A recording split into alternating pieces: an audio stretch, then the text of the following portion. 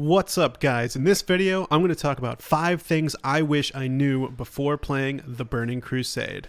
So first up, pre-raid Biss from quests. Basically, there are a ton of pre-raid Biss items for all sorts of classes, whether that's tank, healer, DPS, scattered throughout the world. And, if you're just questing, not really reading or paying attention to the items, maybe you're leveling as a DPS and you're going to plan on tanking or healing at max level. So you choose the DPS item and you just totally missed your best in slot for your other spec. It's really important to really pay attention to, what you're looking for while you're leveling, and just know ahead of time what you're looking for. So what I'm going to go ahead and do for you is I'm going to post a link to pre-raid best in slot for all classes and all specs in the comment section below, because I know personally when I was leveling, I chose the wrong item in a quest and I was like, now I'm totally not going to have the right item for when I want to raid. So go check that out. Make sure you know what you're looking for while you're leveling so that you can choose the right item. And it happens pretty fast. Like Hellfire Peninsula, there's like really good trinkets. So, just make sure you know what items you're looking for when you head over to Outland. All right, number 2, a really big one. Preparing for the Burning Crusade by leveling professions. So this is something I'm currently doing right now.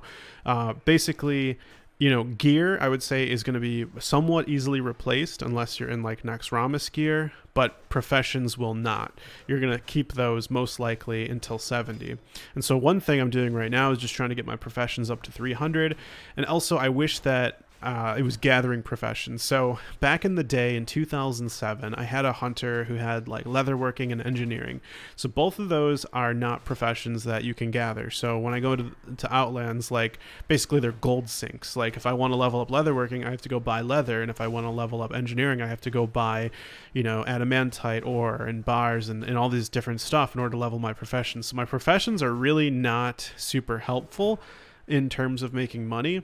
So, actually just having those gathering professions instead of those other professions that basically don't like generate money for you off the bat is something I'm really looking forward to doing correctly this time. So I'm getting mining, I'm getting skinning on my characters up to 300. So when I go to Outland, I'm ready to make some money, make some gold, and also have my professions help me so that when I have enough money and materials, I can just switch over to the professions that I actually want to have instead of these gathering ones. But it really helps while leveling. Skinning is just amazing. It easily integrates with what you're doing. So, 10 levels of Outland skinning. Imagine how much leather you're going to have and how much gold you're going to be able to sell that for. And then you have skinning for, nether drake scales. You have it for cobra scales, some really awesome stuff that you can sell for a ton of gold. And then mining, enough said. So that's a really big one. And number 3 really is choosing the right professions after you drop your gathering professions. With all of the amazing gear that comes from professions in the Burning Crusade, I really wish that back in the day I would have done just a little bit of research to just figure out which profession is best for my class and what spec I wanted to play in the Burning Crusade. For example, the Primal Mooncloth set is just so amazing for all healers, yet you wouldn't think to go tailoring if you're, say, a druid who wants to be resto.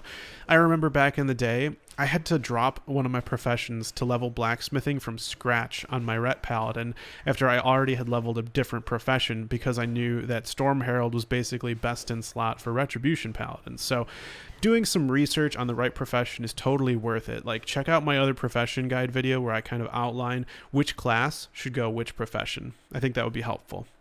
All right, moving on to number 4. Now, this is a big one, and this one you'd only know about if you were informed on what happened during BlizzCon. So basically, it's very subtle to miss, but you don't have to farm rep in dungeons before questing. Now, if you watched other videos on the internet, they warn that you should really just skip right to doing dungeons in order to farm rep so that you can get revered in order to get heroic difficulty unlocked, particularly for Honor Hold / Thrallmar for Hellfire Citadel and Cenarian Expedition for Coilfang Reservoir. However, as a reminder, the requirement for heroic keys was lowered to honored reputation as of patch 2.3.0. So you'll actually be able to get these a lot easier than it was back in the day, because as we found out in BlizzCon, TBC is going to launch at the latest version of the patch, which is like 2.4.3, which is after the reputation requirement was lowered. That being said, the big difficulty with getting heroic unlocked was getting to revered, and the reason it was difficult is because basically ramparts and blood furnace would only give you reputation up to honored. And so with this change, honored being the reputation you need to get in order to unlock heroic versions of these dungeons, you honestly don't have to worry about anything, because back in the day you'd be forced to just grind Shattered Hall until revered, which would be super tedious and honestly a huge pain and super boring. So don't worry about having to rush to a dungeon. Just play as you would, quest up, do whatever with those reputations. And as a reminder, it's Honor Hold / Thrallmar for Hellfire Peninsula, Cenarian Expedition for the Coil Fang Reservoir Dungeons, Lower City reputation for Ochidon, Shatar reputation for Tempest Keep, and Keepers of Time for Caverns of Time. So those are the respective factions in order to unlock their respective heroic versions of those dungeons. Once you have the correct reputation status, you can then purchase the keys from that faction's quartermaster. So I feel like that was the biggest one of this video, guys. So number 5, though, actually might be even more, and that is not smashing that subscribe button. That's right. I'm just kidding. I mean, all the amazing tips and content you'll be missing on can be catastrophic. But in all seriousness, what number 5 really is basically not being smart with gold. I think, in the Burning Crusade, you have some of the biggest expenses probably in like all of like modern back in the day World of Warcraft. Like, if you think about it, your flying mount, your epic flying mount is like 5,000 gold, which you can only get after you pay 800 gold for regular flying skill first. So realistically, you need somewhere around 6,000 gold for your epic flying mount. It's insane. And honestly, I think the biggest mistake I made back in the day was just not being smart about gold. And that means having a bank alt, sending those white rarity items to your bank alt, even BOE blues.